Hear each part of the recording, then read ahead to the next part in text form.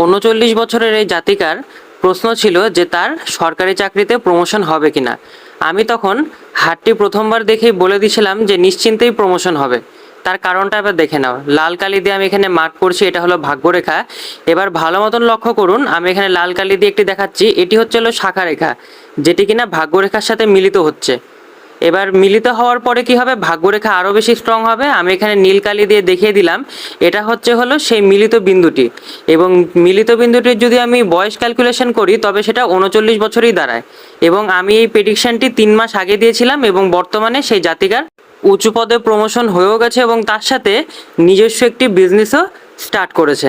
অর্থাৎ কোনো শাখারেখা যদি ভাগ্যরেখার সাথে যুক্ত হয় এবং যে মিলিত বিন্দু, ওই মিলিত বিন্দুর যে বয়স, সেই বয়সে কিন্তু উন্নতি হয়েই থাকে। ভালো লাগলে লাইক কমেন্ট শেয়ার করবেন এবং আমার এই চ্যানেলটিকে অবশ্যই সাবস্ক্রাইব করবেন। ধন্যবাদ।